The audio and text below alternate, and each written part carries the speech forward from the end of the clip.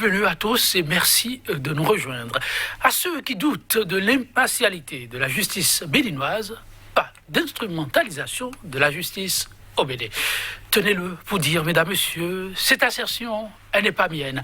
D'un ton ferme, le chef d'État béninois, Patrice Talon, à la faveur d'une récente interview accordée à Jeune Afrique, s'est voulu rassurant. De la criette, la Cour de répression des infractions économiques et du terrorisme, peinte en permanence en noir, il en dira qu'il s'agit juste d'une juridiction spécifiquement dévolue aux crimes économiques, au trafic de drogue et au terrorisme sur le modèle des pôles judiciaires spécialisés français et européens. Pas plus. Le premier magistrat béninois aura-t-il vu juste ou se serait-il trompé d'analyse?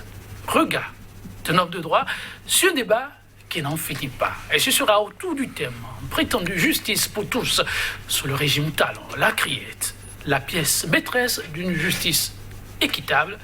Le débat, c'est tout de suite et maintenant. Et sur ce plateau, en notre compagnie, le professeur Georges Banabé Gbagbo, agrégé des facultés de droit, ancien doyen de la FADEPS, et en outre, avocat au barreau du Bénin. En tout cas, l'homme aux multiples casquettes qui se retrouve plutôt dans son marigot pour le débat qui nous réunit. Professeur Georges Banabé Gbagbo, bonjour. Bonjour, monsieur Tondi, et merci. Merci encore. C'est nous qui vous remercions, surtout pour la disponibilité, pour cet instant éclairage, comme on peut le dire. Cet instant débat se fera, mesdames, messieurs, en co-animation. Et à mes côtés, mon collègue, Landry Salanon, déjà installé. Landry Salanon, bonjour. Bonjour, Joël et Tondi. Professeur Georges Banabé Gbagbo, bonjour. Bonjour, monsieur Salanon. Merci d'accepter notre invitation. Dans sa parution du 27 septembre dernier, le chef de l'État est intervenu dans le magazine Jeune Afrique, où Patrice Talon a eu l'occasion de se prononcer sur divers sujets. Avant d'entrer spécifiquement sur les aspects qui vous concernent, professeur Banabé Gbagbo, est-ce qu'il y a, disons, une partie ou des déclarations choc qui vous ont accroché dans cette déclaration du chef de l'État Patrice Talon? Oui, monsieur Salanon. Encore une fois, merci de l'invitation. Je crois que quand le président dit qu'il a des amis, qu'il a des partenaires politiques de circonstance, je crois que là, ça me rappelle Platon. Platon dit « Socrate est un ami, mais la vérité est un plus grand ami ». Je crois que nous allons parler vrai. Je ne crois pas que le chef de l'État soit allé, n'est-ce pas, sur le chemin de la vérité. Et je crois que nous pouvons aujourd'hui décortiquer tout ce qu'il a dit. Et il y a beaucoup je ne veux pas employer des mots qui choquent, mais je voulais dire qu'il y a un peu de machiavélisme dans tout ce que j'ai lu. Beaucoup de machiavélisme. En tout cas, ce qui nous réunit ce jour, c'est bien le côté de la justice. C'est une institution très phare. Oui, très phare. Et d'ailleurs, on a eu l'occasion d'entendre le chef de l'État, Patrice Talon, se prononcer sur la criette, la Cour de répression des infractions économiques et du terrorisme. Il a été donc appelé à se prononcer là-dessus. On l'accuse, a dit donc le journaliste, de pouvoir instrumentaliser la justice. Réponse du chef de l'État, Patrice Talon: je n'en ai pas l'impression, ça n'est pas ma conviction. Il ne travaille pas à instrumentaliser la justice. Votre lecture, professeur Banabé Gbagbo? Je crois que la quasi-totalité des avocats béninois vous répondront que la justice aujourd'hui, et je ne pèse pas mes mots, est instrumentalisée. D'abord, la justice administrative, prenons celle-là déjà. Ouais. Nous n'avons aucun dossier désormais où l'État perd. Non, l'État doit gagner tous les dossiers. Et même les dossiers dans lesquels l'État a perdu il y a des années, même avant 2016, on se refuse, n'est-ce pas, de payer des indemnités à ceux, n'est-ce pas, à qui l'État doit payer. Donc déjà, à ce niveau, nous voyons que la justice a été instrumentalisée. Est-ce que, Banabé Gbagbo, professeur, oui, est-ce que l'État n'a peut-être pas de bons avocats, un dossier très solide au point de gagner devant la conviction du juge? Est-ce que cet argument suffit déjà pour dire que la justice est instrumentalisée sur le plan de la justice administrative dont vous parlez? Oui, tout à fait. Vous savez, avant 2016, il y a des jugements qui tombent. Oui, parfois les gens disent que les juges, il y a certains juges qui forcent trop la main. Dans les décisions, il y a beaucoup de condamnations. C'est peut-être vrai. Mais là, ce n'est pas toute la justice administrative, n'est-ce pas, qu'il faut mettre sous le pas, qu'il faut instrumentaliser. Parce que c'est vrai que désormais, nous ne pouvons plus déposer un dossier dans les tribunaux administratifs. Nous n'avons jamais gain de cause. les avocats de l'État étaient aussi avocats avant. Ils étaient avocats de l'État avant, c'est pas de nouveau. Et ils perdaient. Aujourd'hui, ils ne perdent plus rien, sauf devant la juridiction internationale. Alors vous comprenez qu'il y a quelque chose qui ne va pas. Est-ce qu'on ne peut pas lier cela aux réformes que le secteur a connues? Non, il n'y a pas de... Ce n'est pas la réforme.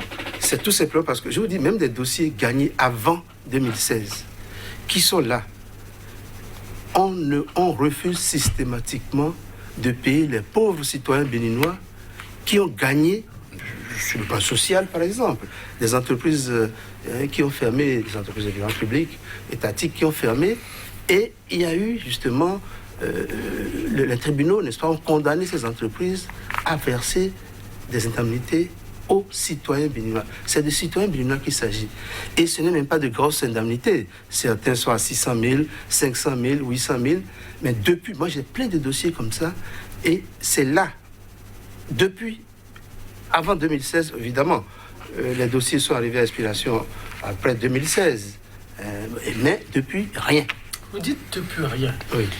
N'est-ce pas des dossiers qui ont été rejugés, parce qu'il y en a administrativement, qu'on connaît sous la main? Est-ce que ce n'est pas de cela que vous parlez? Parce que quand vous dites on refuse systématiquement de payer, ça c'est même une infraction. Mais vous savez, moi je suis allé même plusieurs fois au ministère du Commerce, au ministère de l'Économie et des Finances. Et on m'a montré la liste de mes clients. Mais on me dit, patientez, on va vous payer, ça va venir. Mais aux dernières nouvelles, j'apprends que, on dit que désormais, il faut que ça soit budgétisé.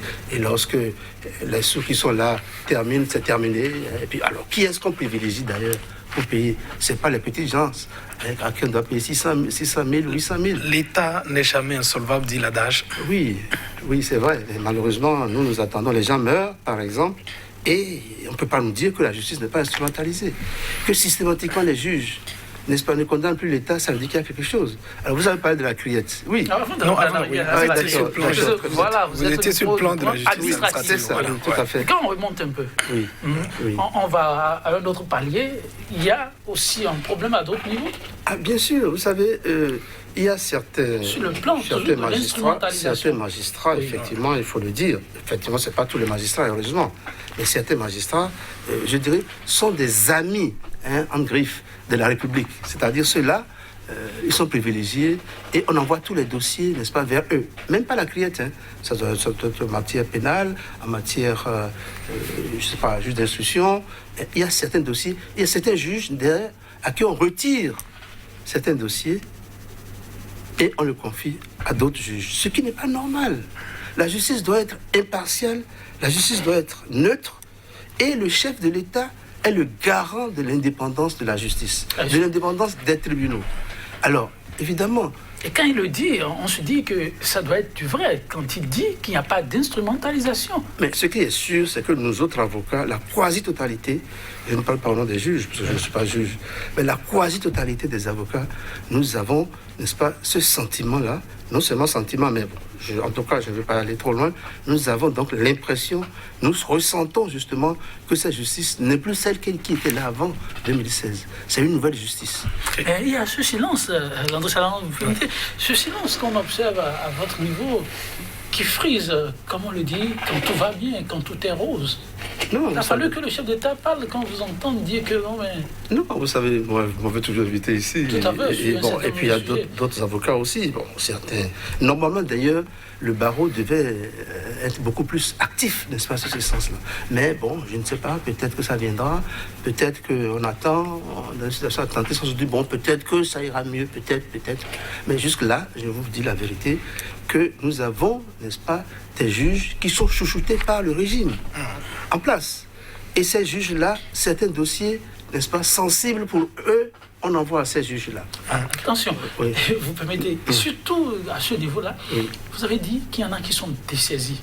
N'est-ce pas, pour incompétence et non pas favoritisme. Pas du tout. Je ne veux pas entrer dans les détails, mais beaucoup de juges mais la pratique, professeur Barnabé Gbagbo, on sait évidemment que le président du tribunal peut évidemment appeler à dessaisir un juge d'instruction d'un dossier. Est-ce que ce n'est pas courant? Est-ce que ça ne relève pas de la pratique? Non, ça n'est pas nouveau, non? Oui, non. Il faudrait quand même qu'il y ait il faudrait que ce juge-là ait fait quelque chose de répréhensible.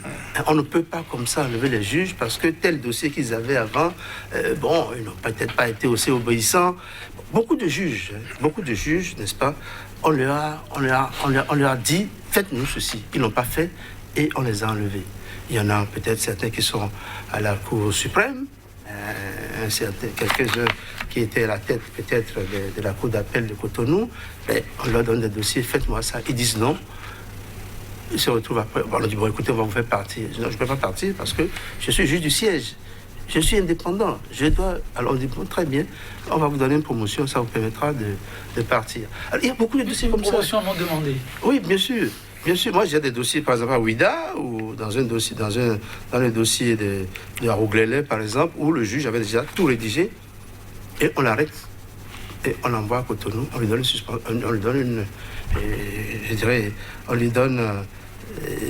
une promotion. Alors là, évidemment. C'est quand même une promotion. Il m'a dit oui, que c'est une promotion, mais punitive, vous voulez dire? Votre dossier, je ne peux pas le terminer parce que bon, je m'en vais. Et on sait très bien que c'est en délibéré. Et on sait très bien que les autochtones de Ouida vont gagner ce dossier-là. On sait qu'ils vont gagner, mais alors on lui dit bon, écoute, va-t'en. Et puis là, on met en place une commission, et puis depuis, plus rien. Est-ce que votre analyse n'est pas biaisée? Vous dites, on sait que... Vous savez, c'est mes dossiers, donc du coup, je les maîtrise très bien. Je maîtrise très bien ces dossiers. Et voilà.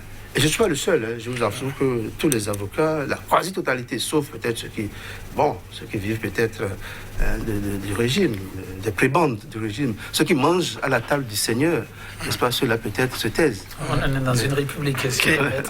Qu'est-ce qui a changé fondamentalement selon vous? Parce que les plaintes, par exemple, au niveau des mutations, ça ne relève toujours pas cette phase. Qu'est-ce qui a changé pour vous amener à cette conclusion? C'était ce sentiment d'obéissance systématique aux ordres, en guillemets, qui viendraient de la part de l'exécutif, selon vous? Vous savez que ce que moi je dis, le juge ne peut pas dire ce que je dis.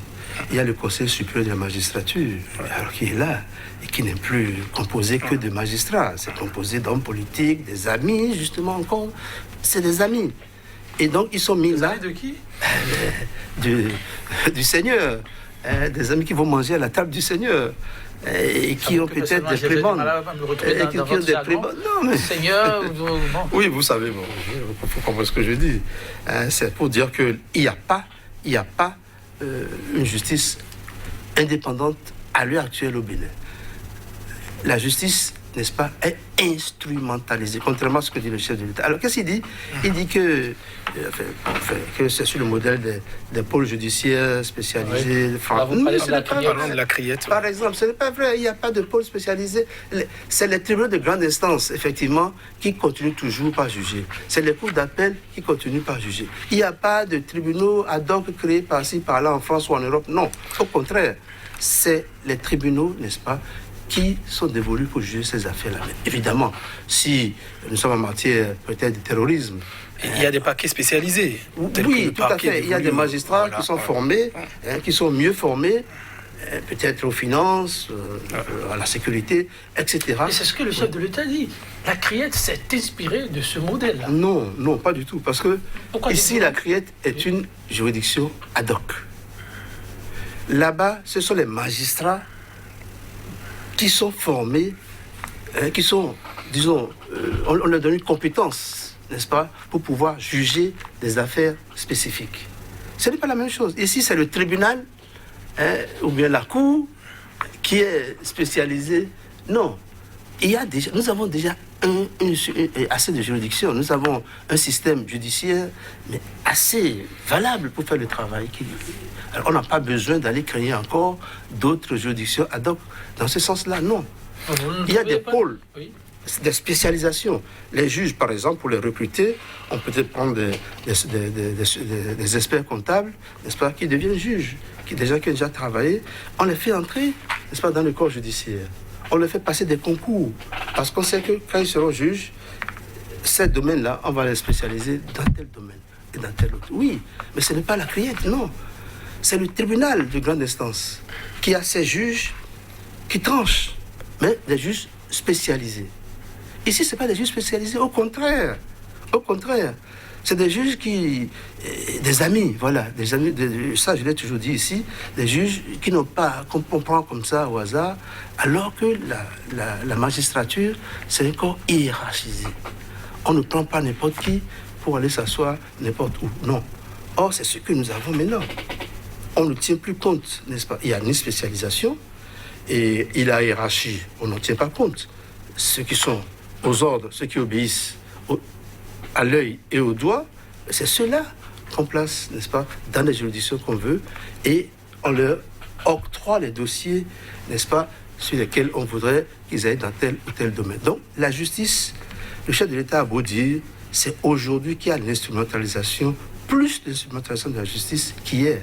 Vous dites, c'est aujourd'hui qu'il y a plus. J'ai 20 ans au moins de pratique dans la juridiction béninoise, et je n'ai jamais eu ce qui se passe aujourd'hui. Nous n'avons jamais eu cela. Nous n'avons jamais eu ça. Ni sous Yahi Boni, ni sous Kérékou, ni sous Soglo. Vous êtes dans la vérité des faits, là? On n'a pas eu ces problèmes-là. Oui, bon, il peut y avoir des magistrats, bon, comme ci ou comme ça, bon, évidemment. Et ils sont sanctionnés. Il y a l'inspection judiciaire, il y a, bon, tout ce que vous voulez pour les sanctionner. Les magistrats, n'est-ce pas, qui sont véreux peut-être. Ça existe partout. Il y a des magistrats véreux, il y a des avocats véreux, il y a des notaires véreux, il y a tout. Il y a des juristes véreux, il y en a partout. Donc, ceux qui sont véreux, évidemment, ils ont des sanctions. Et c'est vers ça qu'il faut y aller. Il ne s'agit pas de prendre des amis, des gens qu'on peut manipuler. Puis, je ne peux pas tout dire. Je ne peux pas tout dire. Professeur Georges Banabé Gbagbo, sur la question notamment de la criette, il est vrai, il y a beaucoup de griefs contre la criette. La Cour a rendu donc une décision. Est-ce qu'on a vu quand même, disons, l'instauration désormais d'une chambre d'appel au niveau de cette Cour? Est-ce que cela ne règle toujours pas le problème? Ou bien c'est sa disparition qui mettra un thème à ça? Vous savez, bon, on a essayé de toiletter un peu. Parce qu'effectivement, les critiques ça venait de partout. Et même ici, on a fait partie, le représentant de l'Union européenne ici, parce qu'il a eu à faire un petit commentaire sur la criette. Et ça n'a pas plu. C'est vous qui dites ça, hein? Oh, ben bien sûr. On n'a jamais appris que c'est... Oui, c'était bien ça. Bien ça. Et, bon, alors, le chef de l'État dit par exemple que plus de 500 condamnations par la criette et à peine 10 concernent des acteurs politiques. Mais c'est trop. C'est même un seul acteur politique. Alors, ça veut dire qu'il reconnaît implicitement que la criette, ces 10 acteurs politiques-là, n'est-ce pas, on n'a pas fait ce qu'on devait faire. On n'a pas respecté les principes. Parce qu'il y a des principes. Le droit à la défense, par exemple. On a vu comment ça se passe à la criette. Parfois. Il parle des 10, je parle de ces 10 concernant les acteurs politiques, par exemple. Alors, ces acteurs politiques, pas de droit à la défense. La présomption d'innocence. Je pense à Komi Kouché, je pense à Diavon et d'autres. D'autres qui sont encore, qui croupissent dans les prisons aujourd'hui. Des acteurs politiques, effectivement, qui ont été jugés par la criette, et évidemment, la sanction est toujours plus lourde. Alors, il nous dit à peine 10. Ouais. Moi, je n'ai pas compté, c'est lui qui a compté. Quand vous parlez, c'est vrai, pour lui, le nombre dénote de ce que c'est bien une juridiction pour tous. Sans exclusion aucune. Nul n'est intouchable, a-t-il précisé. Vous savez, il y a un cas qui défend la chronique maintenant. Celui qui a pris 40 millions, ou je ne sais pas quoi, 4 millions, 4 milliards. J'ai tout ce problème de millions et de milliards ici. Quand je viens chez vous, j'ai tout ce problème de milliards. Oui. Milliards, merci. Donc, c'est vrai que les milliards, 4 milliards par exemple, il est parti. Je ne sais pas ce que la criette avait dit en son temps. Et heureusement que le Sénégal l'a ramené. Sinon, je ne crois pas que ce soit un dossier traité par la criette. Mais lorsque comment il s'appelle Carlos Adorno. Comment vous l'appelez? Carlos Adorno. Non, lui c'est Carlos. Mais l'autre, il y a Abou, le greffier. Oui, Abou Seydou. Oui. Alors lui, on l'a condamné à la peine, à la perpétuité. À perpétuité. Je ne sais plus si la perpétuité existe, n'est-ce pas, dans notre ordonnancement judiciaire. Il est condamné à la perpétuité. Alors, j'attends pour voir à combien on va condamner ce Carlos à don ou non. J'attends pour voir. Mais il faut dire que dans justice, il y a une justice à double vitesse. Ça, le chef de l'État ne peut pas Il dit que lorsque Adjavo a été confondu par les faits qui l'ont amené devant la Criette, etc., etc. Oui, mais que Il là, a été confondu par quel fait? Elle n'a pas été confondue. Soyons sérieux. Adjavo a été jugé 2 fois ici. D'abord par le tribunal de première instance de Cotonou, par le juge là, qui a déclaré effectivement qu'il y a un doute, etc. Et puis il a été rejugé encore une 2e fois. Qu'est-ce qu'elle fait? Il n'a été confondu par aucun fait. La preuve, c'est que la Cour africaine des droits de l'homme et des peuples, n'est-ce pas, a repris cela et a dit que son droit à la défense a été violé, présomption d'innocence violée, double degré, bon évidemment, maintenant ils ont rectifié un peu le double degré de juridiction. Bref, tous les grands principes qui guident et les droits de l'homme et la procédure pénale. Les principes de la procédure pénale ont été violés. La Charte africaine des droits de l'homme et des peuples a été rédigée pour contrer cela. On ne l'a pas fait. Et la Cour africaine a été obligée, n'est-ce pas, de dire la vérité. Puisque c'est la recherche de la vérité. Les enquêtes qui ont été faites. La Cour dit, mais écoutez, vous n'avez même pas revu les enquêtes, vous avez les empreintes digitales, non, rien, la température de ceci, de cela, non, rien. C'est pas comme ça qu'on juge. Mais même lorsque nous regardons la télévision, nous voyons un peu dans les autres pays comment ça se passe. Donc ce n'est pas... Tous les grands principes sont violés par la Criette. Peut-être en ce qui concerne les 10 hommes dont il parle. Au niveau du cas de Sébastien Adjavo, le chef d'État a vraiment donné ici des exemples et il a choisi les mots. Alors lorsqu'il dit que ce cas est la preuve type de ce que nul n'est à l'abri de la reddition de Mais compte. ce n'est pas vrai. La Cour africaine a dit le contraire. Alors, disons, la Cour africaine, quel intérêt a la Cour africaine, n'est-ce pas, pour condamner Adjavo, ou pour ne pas le condamner?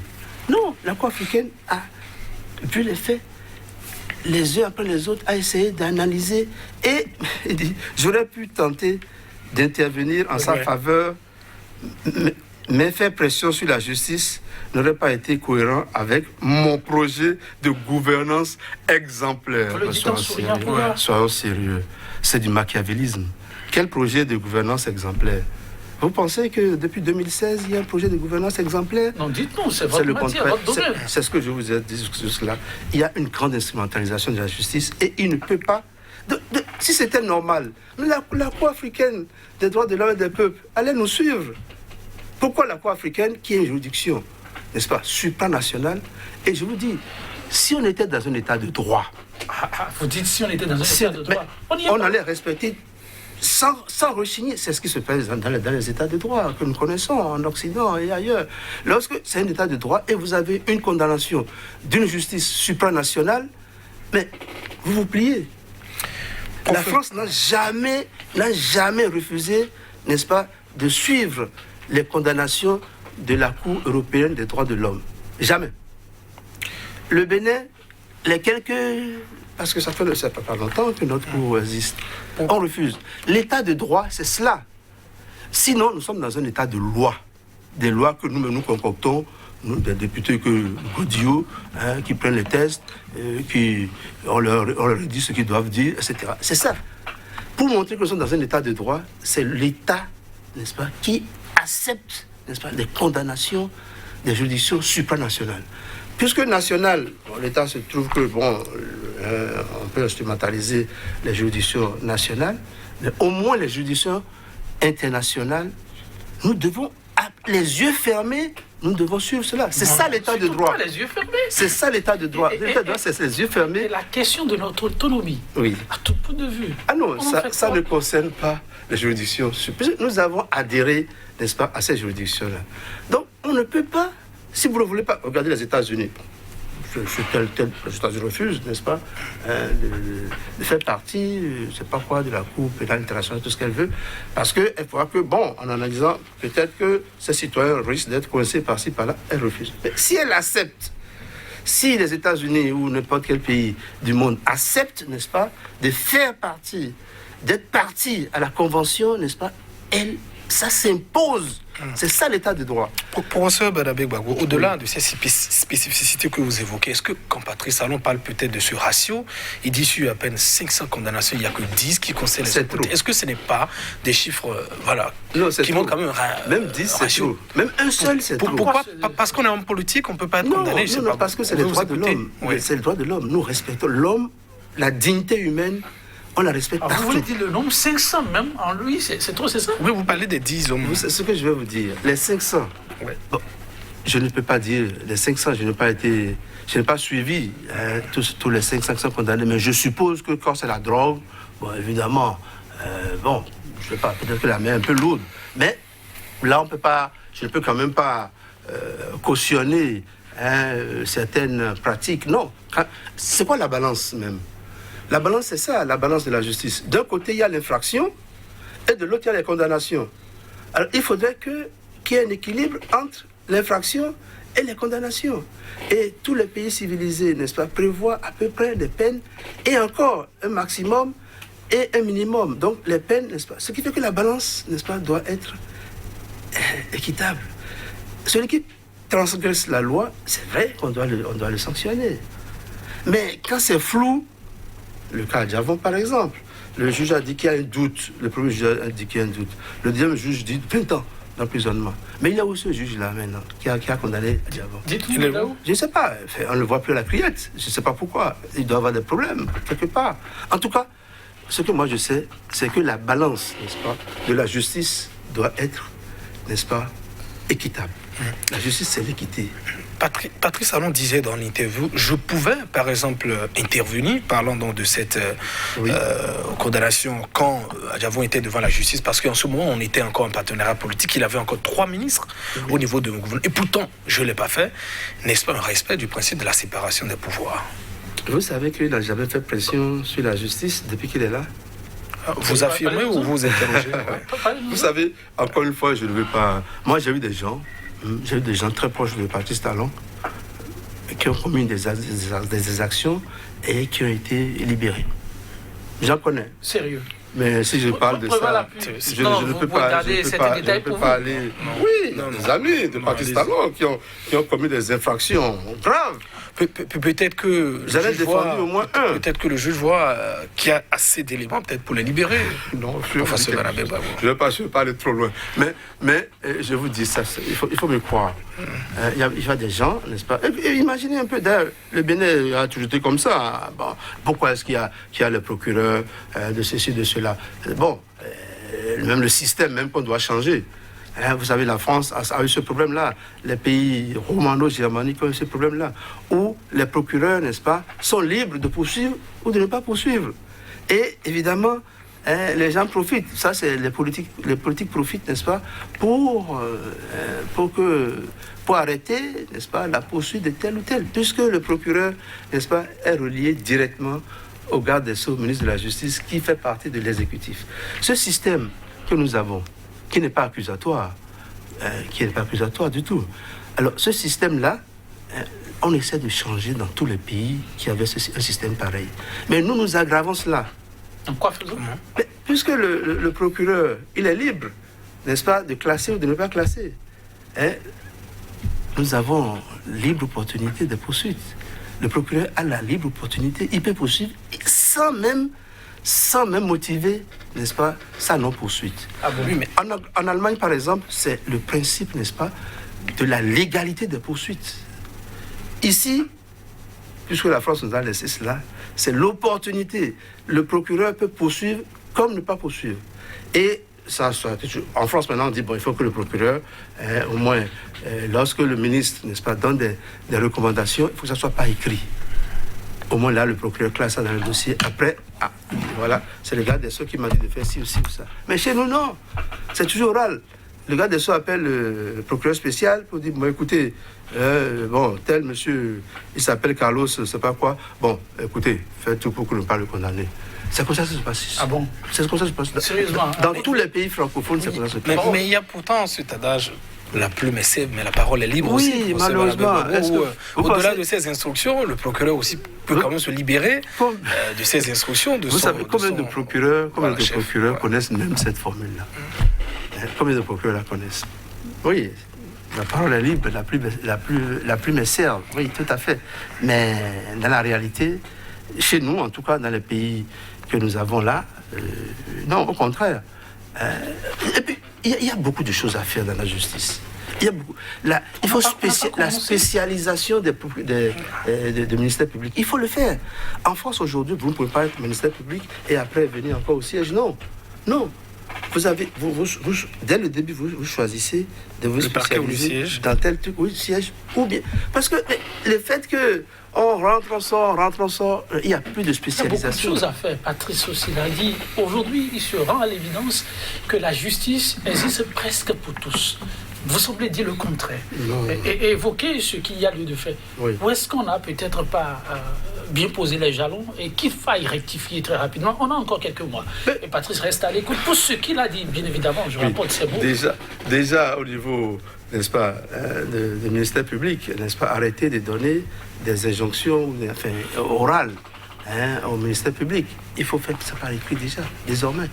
Et puis, cette opportunité des poursuites, je crois qu'il faut qu'on arrête aussi cette opportunité des poursuites. Il faudrait désormais la légalité des poursuites. Il faut que, dès que quelqu'un, n'est-ce pas, on a mis en route, le procureur a mis en route, n'est-ce pas, son appareil, sa machine, il faudrait pas qu'on arrête. Il faudrait qu'on aille jusqu'au bout. Et il y a beaucoup de choses, n'est-ce pas, qui se passent, n'est-ce pas, et qu'on sait très bien, en tout cas nous qui sommes là, les défenseurs, nous savons très bien qu'il y a des choses horribles qui se passent, mais on n'y peut rien. On est obligé de dire que je n'aurais pas été cohérent avec mon projet de gouvernance exemplaire. Lui-même a dit déjà que la malgouvernance, lui-même, il en a parlé. C'est pas maintenant que sa gouvernance a été exemplaire. Il n'a qu'à demander aux citoyens béninois si vraiment sa gouvernance est exemplaire. Ils vont lui parler, il n'a qu'à aller à Natokpa, demander, faire un sondage. Est-ce que ma gouvernance est exemplaire? Les gens lui répondront. Donc, c'est là que lui qui pense ça. Oui, il a dit les réformes sont douloureuses, vous le savez très bien. Peut-être après ce moment, les gens vont le porter en triomphe. Et lui me l'a dit d'ailleurs à l'issue de ces 5 années. Je ne sais pas si en mars 2021, il sera porté en triomphe. Je ne crois pas. D'où justement ces obstacles qu'on essaie de mettre pour empêcher, n'est-ce pas, les gens de se présenter librement à l'élection présidentielle. Parce qu'il est sûr qu'il est très impopulaire. Il parle de réforme. Il a dit lui-même. Oui, ce n'est pas les réformes. Qu'il a fait l'option d'être impopulaire. Si la réforme était bien faite, il ne serait pas impopulaire. Les gens savent ce qui est bien pour eux. Les citoyens savent ce qui est bien pour le Bénin. Donc, s'il le fait, c'est peut-être parce qu'il le fait, n'est-ce pas, il y a une élite, il y a une oligarchie, n'est-ce pas, qui profite de ces réformes alors que les autres sont en train de trimer. Les impôts, les taxes, n'est-ce pas. Imaginez un peu l'enfer fiscal que nous vivons. D'autres pays parlent de paradis fiscal, mais le Bénin, c'est l'enfer fiscal maintenant, et qui se met en route, n'est-ce pas? Et je me demande, moi, sincèrement, si on a encore 5 ans, qu'est-ce que sera cet enfer fiscal? Que sera cet enfer-là? Alors voilà, c'est ça. Donc, il ne faut pas dire que, oui, l'homme politique est l'arbre qui cache la forêt, lui, il a les moyens de s'offrir de bons avocats, le tout à jouer, et lui-même. Lui-même, Patrice Talon. Comment lui-même? Avant d'arriver au pouvoir, c'est la même chose. Il a le débat Zissou, Patrice Talon. Zissou a eu à dire, écoutez, monsieur, vous avez plein de dossiers. Il dit, je les gagne toujours, parce qu'il a de bons avocats. C'est ça, le tout est joué. Il a le moyen de s'offrir de bons avocats. En lisant Patrice Talon dans Jeune Afrique, j'ai l'impression qu'il parlait de lui-même, qu'il ne parlait pas des autres. Oui, il dit, il pourrait faire pression sur la justice. Il le fait. Il dit, c'est celui qui a le moyen de s'offrir de bons avocats. C'est lui-même. Il dit, nul n'est à l'abri de la reddition de comptes. C'est plutôt, j'ai changé de reddition par règlement. Nul n'est à l'abri du règlement de comptes. C'est ce qu'il veut dire. C'est-à-dire, je crois qu'il faut un psychiatre pour décortiquer, n'est-ce pas, tout ce que cette interview de Jeune Afrique. Vous verrez très bien que c'est Patrice Talon qui se révèle à lui-même. Ah bon, Patrice Talon qui se révèle à lui-même. Vous faites un travail de psychanalyste là. Mais il y a eu une autre phrase qui est revenue, vous permettez, je la lis très rapidement, à la question de notre confrère, de savoir si la condamnation par la criette n'est pas sujette à caution, puisque Adiabon a pu obtenir le statut des réfugiés politiques en France. Patrice a répondu exactement ceci, je dis. L'Office français de protection des réfugiés et apatrides n'est pas n'est pas, à ce que je sache, une juridiction habilitée à diligenter des enquêtes judiciaires sur les lieux où le délit a été commis. Oui. A-t-il tort ou pas? Mais il a tort. Parce que quand je prends l'exemple de Comí Cuché en Espagne, qui n'est pas la France, les mêmes causes produisent les mêmes effets. Et si vous imaginez, l'Espagne a quand même arrêté Comí Cuché. Mandat d'arrêt international. On l'a arrêté. Et l'Espagne a fait toutes les enquêtes qu'il faut. Là, moi, je peux dire que j'ai été témoin un peu en partie quand même, à la fin. L'Espagne a fait toutes les enquêtes possibles. Et le verdict, c'est qu'on ne peut pas envoyer Comí Cuché devant cette criette-là.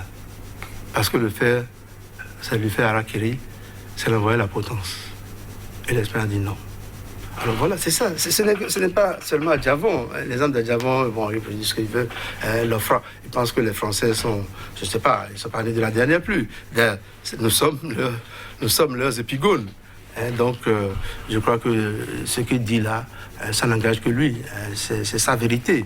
Encore que la vérité peut être variable. Mais je reviens toujours à Platon, pardon. Socrate est un ami, mais la vérité est un plus grand ami.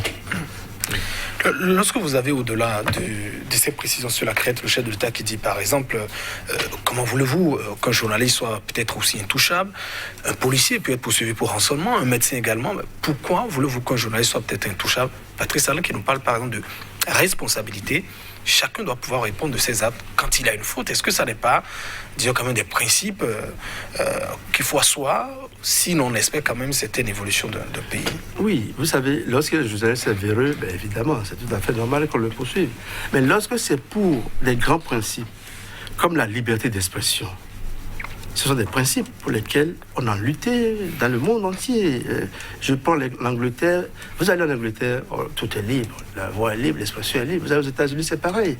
Dans les grands pays, l'expression, n'est-ce pas, la liberté d'expression fait partie, n'est-ce pas, de ces grands principes des droits de l'homme pour lesquels on s'est battu, il y a eu des morts, etc. Donc aujourd'hui, c'est quelque chose de précieux qu'il faut conserver. Donc un journaliste, quand même, c'est celui qui porte le flambeau, même si ça met un noir, qui porte le flambeau de la défense, n'est-ce pas, de la liberté d'expression. On ne peut pas quand même tirer sur celui-là. Non, je crois que non.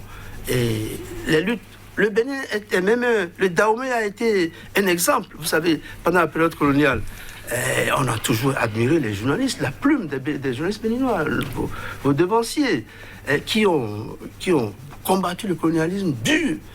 Et ça, c'est quand même un héritage que les journalistes d'aujourd'hui, n'est-ce pas, doivent être fiers. Et maintenant, faire des reculs, non.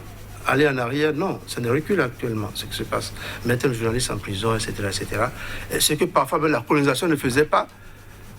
Pourtant, elle a été critiquée amèrement, durement, et c'est ce que nous-mêmes nous faisons 60 ans après notre indépendance. 60 ans après l'indépendance, il faut aller de l'avant. L'autonomie doit être à tous les niveaux, croit savoir Patrice Talon. Et là-dessus, il revient sur la décision du Bénin relativement à son retrait de l'instance de la Cour africaine des droits de l'homme et des peuples. Vous l'avez suivi. En tout cas, beaucoup de satisfaction. J'ai envie de demander. Vous savez, nous avons déjà entendu cet argument.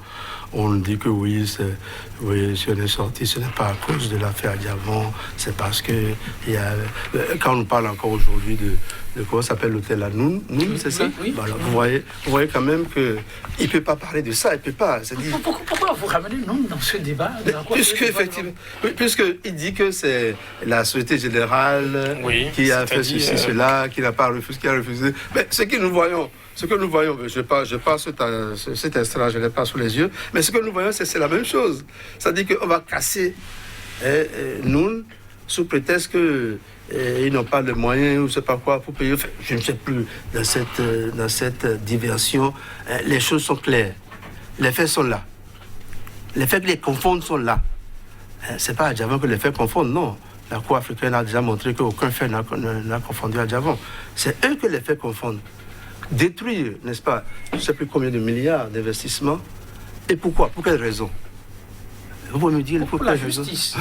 Non, à travers les mots. Oui. C'était faire justice, la démarche de l'État béninois. Oui, c'est vrai. Et la Cour qui vient interférer. Mais vous savez, c'est eux-mêmes qui disent souvent, moi, je suis légaliste, et tout ce que la loi dit, la loi que même ils ont proportionné, bon, d'accord, c'est leur loi, ils peuvent dire tout ce qu'ils veulent. Mais c'est que les lois qui sont supérieures, ça veut dire que la Cour africaine des droits de l'homme, n'est-ce pas, applique des principes supérieurs à l'État.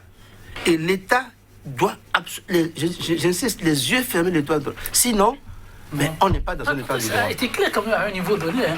Je rapporte, pour ne pas trahir les idées, il dit exactement ceci, et maître, vous allez me répondre franchement, puisque vous revenez sur le concept de vérité des mots. Il dit, depuis quand une cour des droits de l'homme interfère-t-elle dans une affaire commerciale? Fin de débat, non? Non. Parce que la Cour a cette compétence. La Cour ne peut pas intervenir comme ça si elle n'avait pas cette compétence. Il y a, n'est-ce pas, la matière des droits de l'homme qui est, je dirais, concomitante, n'est-ce pas, à la compétence de la Cour. Sérieux. La Cour ne peut pas faire les choses les autres. Mais vous savez, la Cour européenne des droits de l'homme, c'est la même chose. C'est le jumeau, je dirais, le grand frère de la Cour africaine des droits de l'homme. Et lorsque la Cour européenne, n'est-ce pas, tranche, je ne vois pas un président européen dire « Ah, non, la Cour ne doit pas faire ceci, la Cour... » Non, la Cour tranche, c'est la loi, et puis elle est dure, on doit la respecter. Surtout la jurisprudence, vous savez, les anglo-saxons, la notion de jurisprudence même dépasse la notion de loi chez les anglo-saxons. C'est-à-dire, la jurisprudence, c'est quelque chose de sacré. Lorsque le juge supérieur, bon, évidemment, lorsque vous pouvez faire des droits de recours, là, on vous laisse. Mais lorsque c'est impossible, c'est fini. C'est pour ça que même notre cour constitutionnelle aujourd'hui, mais ça fait rire. Lorsqu'on a un cour constitutionnel, n'est-ce pas? Puisqu'on n'a plus au-dessus, il n'y a plus, enfin, sur le plan national, n'est-ce pas? Il n'y a plus d'instance au-dessus. Donc la cour doit vraiment faire très, très attention. Et ce qu'elle dit doit s'imposer à tous. C'est la même chose au niveau supranational. On ne peut pas mettre en cause une décision supranationale. Ce n'est pas possible. Alors, professeur Barnabé Gbagbo, quand le chef de l'État nous parle, disons, de l'aspect que révélait tout à l'heure Joël Etondi, c'est-à-dire, ça me dit c'est quand même une certaine coïncidence. Pourquoi prendre une certaine coïncidence pour penser peut-être que c'est à cause de Adjavon que la Cour est sortie que le Bénin a retiré sa compétence. Mais il faut rappeler que c'est en cours jusqu'au 25 mars prochain. Vous savez, bon, que ce soit Adjavon ou pas, nous constatons que le Bénin est sorti. Et ce n'est pas normal que le Bénin sorte de la Cour. Vous savez beaucoup bien que les individus ne puissent plus saisir la Cour, etc. Ce n'est pas normal. Parce que nous avons une constitution, nous, qui dit que n'importe quel citoyen peut saisir la Cour constitutionnelle. Ça, c'est une logique que tout le monde applaudit. Mais pourquoi alors, au niveau supranational, vous dites le contraire? Parce qu'on n'a pas réglé les choses selon ce que vous voulez? Non. Non. La jurisprudence, n'est-ce pas, doit être respectée, tout comme la loi. Si nous sommes légalistes, comme nous le disons. Oui, là, on nous informe de l'autre côté qu'on va devoir s'en arrêter là. Il y a vraiment beaucoup à dire. On y reviendra sans nul doute. Landry Salon, merci. Merci, c'est moi. Merci à vous, maître professeur Barnabé Gbagbo, pour cette disponibilité. Instant éclairage, mesdames, messieurs, nous avons dit. En tout cas, demain, pour découvrir d'autres faits, oui. Je voulais conclure. Allez-y. Allez-y. Vous savez à quoi ça me fait penser, et ce qui se passe au Bénin actuellement? C'est la poésie de Victor Hugo, La nuit sur l'océan, Océanonox.